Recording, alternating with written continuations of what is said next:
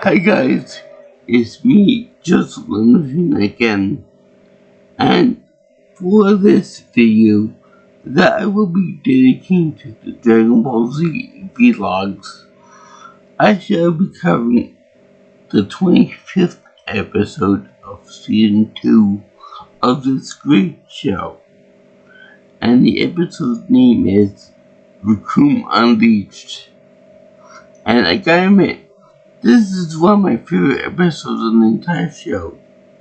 You know why? Because any episode where Vegeta gets completely pummeled is always a good show for me. It's always a good episode for me. Because for all of his braggadocious behavior, all of his trash talk, all of his I'm gonna kill you and mop the floor with you type discussion, he sure got us beat big time. And this would be the first of many. I mean, when Goku actually beat him up on Earth with all his friends, that was more of a, how should I put this? More like a combination of a few people and factors involved. But this is just like a brutal punishment type thing. He slammed up against a little brick wall, and that was it. There's no amount of dirty tricks they can do, no amount of power plays they can do, no transformations they can do. Everything is all come up with nothing, with nil. And it's glorious. For all the BS that he's been putting everyone else through, all the anger issues he's had, he's finally met someone that he can't trash talk or bully or power past and all that stuff. And that'd be Recoome. Played quite brilliantly by Chris Sabat. I'm sure that he probably got like a memo from somebody at Funimation to make it sound like a knockoff Terminator type character because of the fake Austrian German accent, but he played him to be quite a little doofus. Kind of like, you gonna beat me up, Vegeta, I'm gonna do this to you and that to you and all that stuff. So he did a good job in the voice department. I gotta give him credit for that. And I've seen Vegeta get beaten up before, but this is like on a whole new level for him at this point in the story, because it's all about beating him up, and Goku and friends beat him up on Earth. So this is a pretty sound beating, pretty big beatdown. And it would have been killed if it hadn't been for Gohan and Krillin to be in that not getting off Recoom's bluff, if you will. I'll get into that later. But for right now, we will get to when Gohan and Krillin were still in awe that Vegeta didn't took out Dildo by beheading the guy and then blowing his head to pieces. And then he said that he had a previous beef with the little green alien. So, yeah. He totally destroyed him unknown to will with no consideration of legacy. And, yeah, which that marked kind of like a turning point for Vegeta as being part good. But that's a different day altogether, this discussion. So anyway, you have,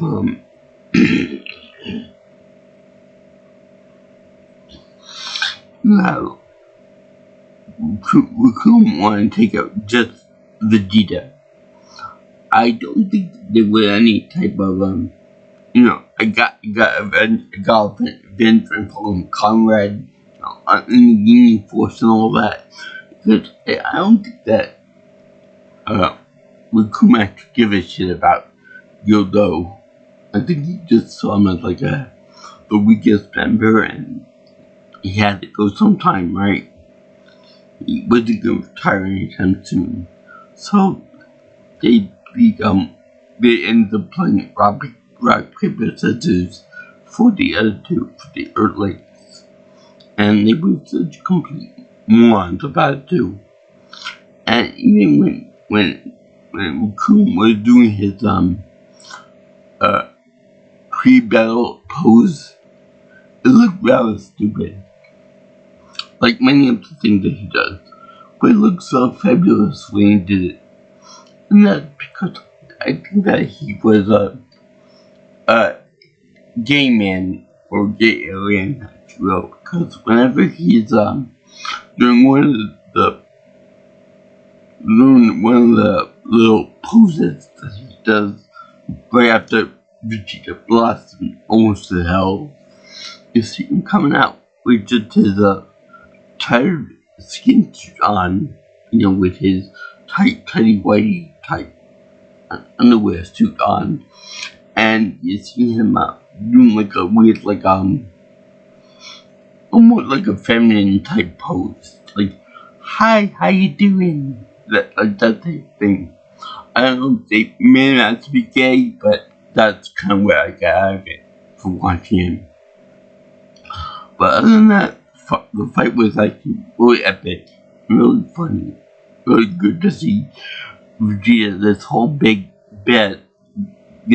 powerful warrior and such. I gave the warriors a big blockade, met with himself with a big brick wall in the form of Recoome. And I was actually brief like one guy could stonewall this whole epic attack on the Guinea force, because I guess his main ability is to be extra durable, whereas with Berger, his ability with super speed, with Captain Ginyu, his power was to have the ability to swap bodies. Which, by the way, I think his current body, the purple horn guy, is like a kind of a tribute to Frieza, being that they have similar head shapes with the horns and everything in his lower form. And, well, number 2 also. But there's also the other ways of the time freeze thing to go on there. So I think that his special ability is his power of durability. Because, to be honest with you, if it wasn't for that, just constant blasting and powering up will probably kill the guy. Which, by the way, when he did his victory pose and went during some of the blast scenes, they had like a weird, obnoxious strobing effect, which was really kind of aggravating, because they have, you always hear all the time about the Porygon incident where something happened where everything was flashing blue and red during the episode real fast in Cyber World. So that caused a lot of seizures for kids in Japan at the time. So I would imagine that that got the Pokemon show in a lot of trouble, and rightly so. But I would say that something like this, like with a brief instant, it will also give people problems. I don't have teacher problems, thank goodness. But even I can see that there will be an issue there. Plus, there's also repeat animation of the boom, boom, boom, boom, boom from both Vegeta and Recoome's attack. So we get the first time that they do throw hands, they show Vegeta fighting with Recoome, but it first got power up to be astronomical that they never saw before. On the Skyzor in general. from his fight with Doria and fight with Zarbon, etc. Plus the Zenkai boost that he received from fighting with Goku and the others on Earth. So anyway, this is what I would consider to be one of Vegeta's iconic power-up scenes, in which he powers up and then charges at Recoome like a football guy trying to make a tackle. And it's actually pretty funny. But I gotta point out that even though Chris Sabat does a good job with voice acting with Vegeta, Recoome, the Allegheny Force members, King Vegeta, Piccolo, and so on and so forth, this scene in particular is much better with Brian Drummond, the ocean dub version of Vegeta, because he does a more, how should I put this, a more manic version of the voice of Vegeta, Prince of all Saiyans. So, that's actually pretty funny the way that happens. And, whenever you just, yeah! That's really good. That's like an iconic Brian Drummond power up too. So anyway, he goes all out on Recoome very savagely, breaks all of his armor, throws him into a wall, a big mountain area, a big mountain thing, or a little mountain, and then he does arguably the very first final flash that he does in the entire show's history. He doesn't do he doesn't actually call it a final flash. He doesn't color it yellow, which I have no idea how to color. I would think that it'd be just one color for everybody, but whatever. And he also doesn't he kisses the screen when he says it in the Cell Saga, because he does this, it powers it up, and then he brings his hand together like this, and then he shoots a ball at people, and then he can increase the juice output for the attack in midstream, kind of like when he fought with Goku on planet Earth. I mean, vice versa. When Goku beat his ass in that beam struggle, and then later on when Gohan will fight Cell and everything else that come from that. But this is the first time that we have seen Vegeta actually use a technique like that. I'm sure that if he used on Earth against Goku and the others, he would beat his ass up. But he didn't do it. This is the first time that we've ever seen him doing that move. So it's pretty close to Firefly. And just for reference sake, whenever he does the Final Flash technique, does Final Flash, like he's about to kiss somebody. Really kind of funny actually, with the way they put that in the animation. So anyway, they show him savagely beating the crap out of Recoome, and then Recoome falls back from the initial blast of him ramming into him and all that. And he also does a thing where he knocks him on the ground, and then he powers up, flies up in the air, high in the air, and then he crashes down into his stomach, and he cracks the armor end first. It's in armor. And it's really nice. It's really nice to see Vegeta go all out on somebody, whereas before he was playing around with people, Zarbon, Doria, and etc. But it's really nice to see him go all out full savage mode on one guy, because he knows that Recoome is a tank, pretty much. It's a big, large, red-headed tank, and he should give him all he's got. That isn't gonna be good enough, but it's still pretty nice. Also, another highlight is that after he's crashed all the armor, and we see Recoome's fabulous pose and said, "Hi," and all that stuff, after he gets nearly destroyed.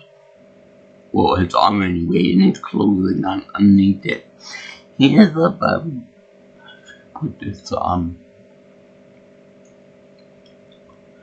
he ends up, launching him up into the air. And, Recoome ends up, well, Vegeta ends up knocking him into the air, and then rams his stomach with all of his might and keeps him up there like a big, almost like a hacky sack that he keeps up in the air by constantly punching him upwards.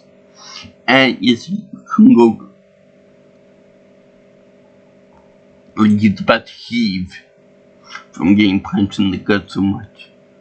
But then Recoome actually recovers and he grabs Vegeta by the waist, and you see Vegeta go, no, as he's being punched, as he's trying to get out of the hold. Meanwhile, Recoome's hands are like as big as his face. So he got a grip out of the little hand, and he rammed them into the ground. So that's very fun to see that.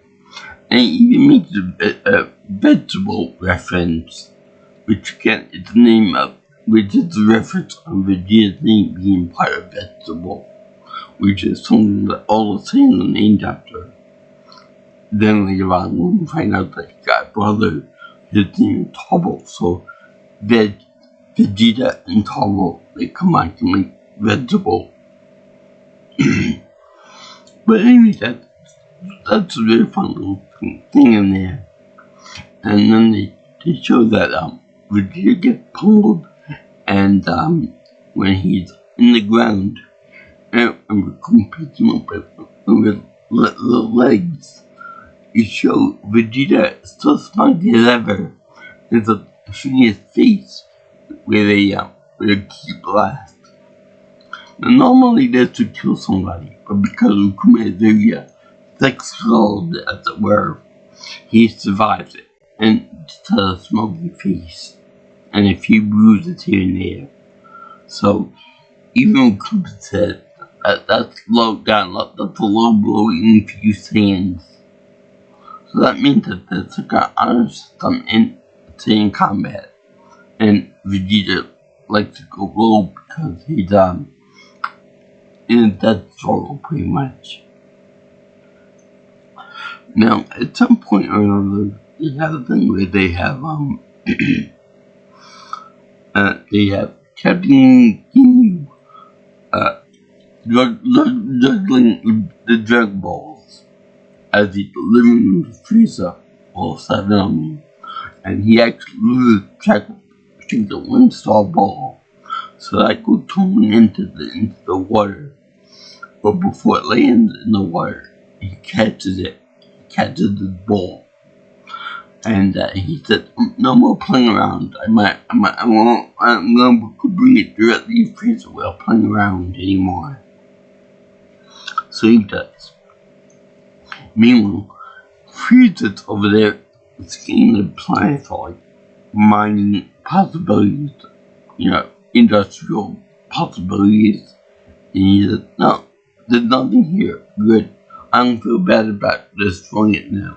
Now I can destroy it without any problem whatsoever. So maybe I'll do it after I celebrate getting my immortality." To which the little underling says, "You can't be serious." So it's just a positive look on the underling to say that this guy doesn't want to destroy the planet dynamic just because it's in the way, or just because it's in the way of the new Venus. But yeah, that'd be nice. Because if it were up to them, I'm sure that they would probably leave the planet in peace, rather than in pieces, which will come later on. But also, a question, if Goku is so close to the planet dynamic, like almost touch the atmosphere, wouldn't it make sense that that when Frieza looks at these various pictures of the planet, if one of them has a picture of the capsule core spaceship that Goku's on before he gets to Earth, that would be a good setup for, who the hell is this guy? Better not pay attention to him. Kind of like when Frieza let Goku escape to Vegeta's destruction when he was when he was younger and all that. Could have been a good circle back type moment for the story. That you let me escape when I was a baby, and then I'm gonna come back and beat your ass as an adult. So anyway, it shows that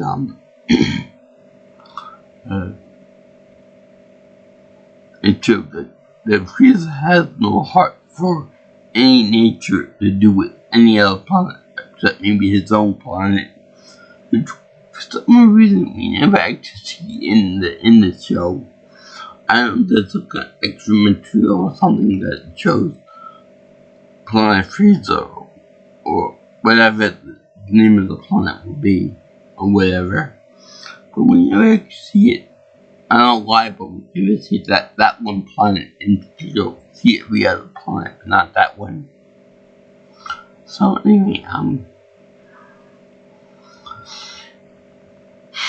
they show Vegeta getting cleaned by Recoome, and one time during its first initial final flash attack, they showed the big boom boom boom boom boom boom boom boom repeat chain reaction when he blows up Recoome and blows an arm out of these. But then they repeat that same animation for when Recoome does his lower eraser gun out of his mouth at Vegeta at this point, because Vegeta had like nothing in reserve for his attacks or defense or anything. So basically a scene duck, like Dodoria before him, like Zarbon, like Nappa for example, or the Cyberman, or whatever like that maybe. So anyway, he's pretty much dead to rights, except for Gohan and Krillin. He had to scheme to save Vegeta's life, and then now got Recoome, hopefully for good. And the thing of it is that when Recoome does it warms up his attack because the Recoome eraser gun, which by the way, I gotta say that it's really annoying that when they got announced attacks whenever they attack, like Vegeta likes to sell like everybody else too, for that matter, except for Frieza for some reason. But also they gotta name every attack after itself. So like Recoome eraser gun, Recoome boom, Recoome doom, Recoome whatever else. Recoome got to get shit. And that can be kind of annoying. That's like a Pikachu Thunder Attack or Thunder Wave or Thunderbolt or Quick Attack or something like that, It's kind of repeat. It's cute like once or twice, but then it gets really annoying real fast. So anyway, they have immense mess from winding up this attack, and then within a split second, they actually show Krillin kicking his head in, or kicking the neck maybe, and the attack backfired in his mouth to the point that it goes into the nostril and then it shuts his mouth up, which is very bad when you're shooting beam out of your mouth, which is only reserved for those who are pure evil, as we've already discussed before. The mouth attack is like evil or something.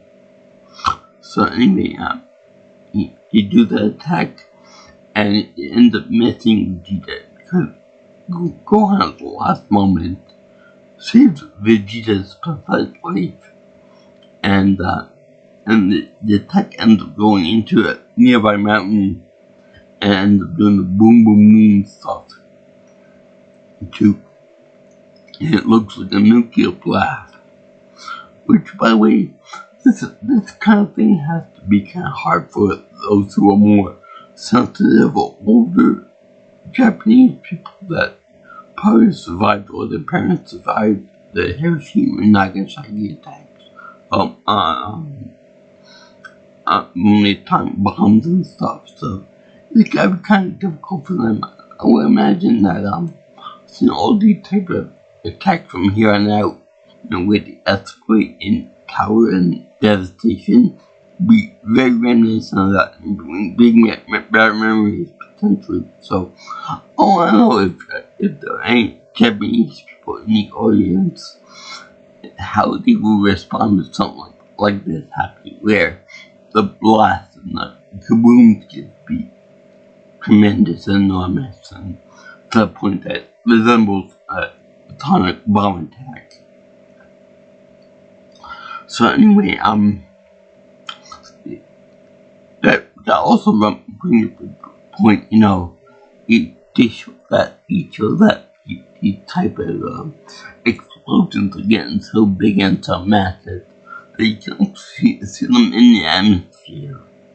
So, by rights, Goku is close enough in his spaceship to actually see the atmosphere. It would logically make sense that he could also see these gigantic explosions and then get worried about all this stuff. Which probably they actually cut to him when he's about to arrive on the planet and he's like, get ready and stuff, and he's tying his gi and everything, pumped up and ready to fight, all of this stuff. So, they do them in this episode. Just like a lot. 30 seconds or so this episode. So anyway, they show him if you blink for a moment you miss Krillin. If you look at some out there, you miss Krillin beating up this guy. And I don't know if you could say that this is kind of like payback for Vegeta saving Krillin's life in the previous episode, or if it was just payback in general for being his ally and stuff. But it was pretty nice that they saved Vegeta's life. Or it could have been that, being that Vegeta was close to them in the first place, if Recoome's blast had hit him, they would be at ground zero anyway to be blown up as well, or heavily damaged as well, because of that, because of the splash damage. So by having Recoome's attack veer off in someone else away, it was a lot safer for them too. But anyway, Vegeta is a little bit of a prick because he says that he berates them by saying that you should have come together and fought Recoome on the side rather than assume my pathetic old life. But as we will see later on, that pathetic life becomes important later on, in future episodes. And let's see here, then Recoome gets up,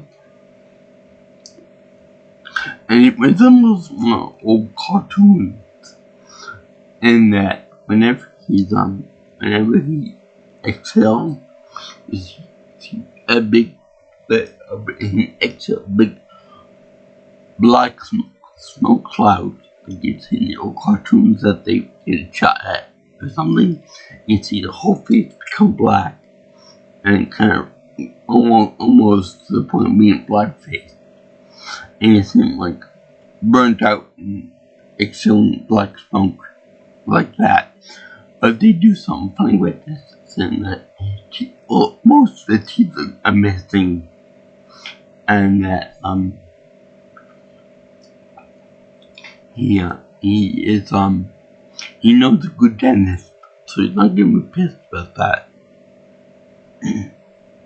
Let's see here, but yeah, it goes from not being pissed to being pissed off that they didn't kill the gene in the first place. So he kind of admits at that, and his hair is kind of messed up too. So he ends up Krillin ends up going at him full force, only to be knocked away by one kick by Recoome. This is funny. In the beginning of trend where nobody respects Krillin enough. Well, I take that back. The trend began a long time ago with Raditz knocking him away went one foot with his tail. But this was more of a proper beginning of the trend where he got one kick to the gut and that was it. Now he's crippled, pretty much. And now he turns to, I'm sorry, Gohan, I tried my best. All that stuff. So then you see the episode ends with Recoome singing a traits on Gohan, even though that wasn't part of the original bargain because he got involved with Vegeta on his side. That now Recoome can take both the little guys out. It's kind of unfair because Recoome pretty much got a big dumb gun, and that he basically targets somebody, and that's it. That's pretty much dead when he gets sight on somebody. So yeah, I would say that I like this episode a lot because I find it very funny to see Vegeta and Mr. Trash Talk get pummeled into the dirt, quite literally, by Recoome. Just by Recoome. It gets trounced. Gohan gets trounced. Krillin gets beaten up one hit. And, and it's all very fun until Goku arrives and knocks him out one hit. And that it's another trend too, that everyone gives everyone trouble. One guy always gives them trouble, and Goku comes in and swoops in and knocks them all out. One hit. I like the explosions. I like the fight choreography because I'm a guy and I like that kind of stuff in my action anime. But I also like the fact that they use the eraser gun. And I like the way they show what happens when the mass blast doesn't go the way it should, and ends up blowing up the guy in charge, blowing it out. Pretty much. I mean, if it were anybody else, I'm sure that it probably would do more permanent damage. But because it's Recoome, you can pretty much take it like a champ. Keep going forward. And the teeth are the only thing that were knocked out. Let's see here. Also, the clothes kind of they accentuate Recruit huge muscles and big physique too. Also, I should point out that because it's on the linear force, and because that's supposedly one way they with the captain of the force. It's fun that it goes right down to being the color of the key blast that he uses, because his key blast is purple too, like purple, but the good Captain Yin himself. So that's kind of weird that they tried to become like him for some reason. Anyway, Recoome is like the second biggest guy in the bunch. I think I'm sure that Barter is more physically imposing than him, and faster too. And that's that. You never actually see Vegeta actually fight one-on-one with the others, except for Jace, but that was a simple karate chop. He would blow to bits. But also, when I'm talking about Jace, I like the fact that he's so concerned about his looks that when I forgot which one it was, whether it was Vegeta's blast or whether it was Recoom's blast, it made a big dusty area around where they were fighting. So I like the way Jace said, it's gonna take me a bloody month to get all this dust out of my hair.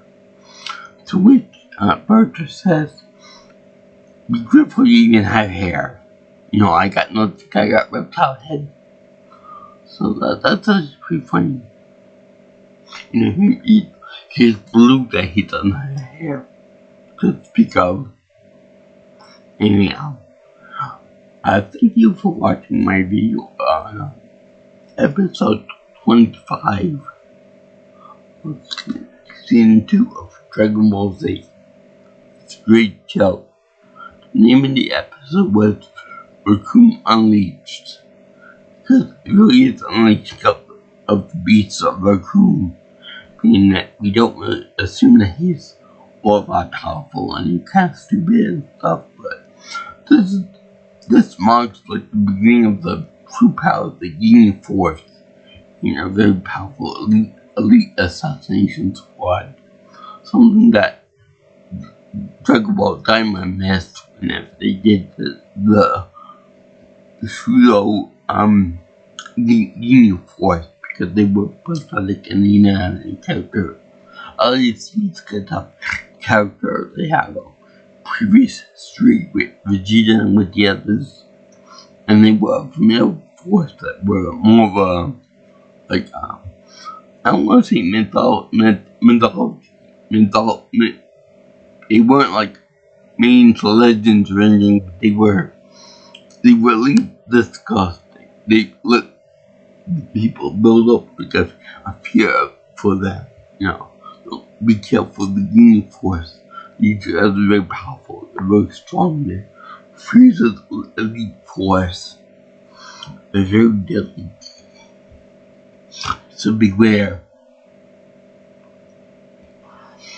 As such, I give this a very cool, happy face, seal of approval. Because of all the Yin Force members, I definitely like Recoome the best. Probably because of my affection for Terminator movies, but I like him in general. Because he's a redhead and all that. And redheads are cool. And I'd like to see Vegeta get beat up, because any day that Vegeta gets beat up is a really cool time for me. And yeah. If you like what you see here and you want to see more of my channel, you would like, comment, share, and subscribe to my channel. You can also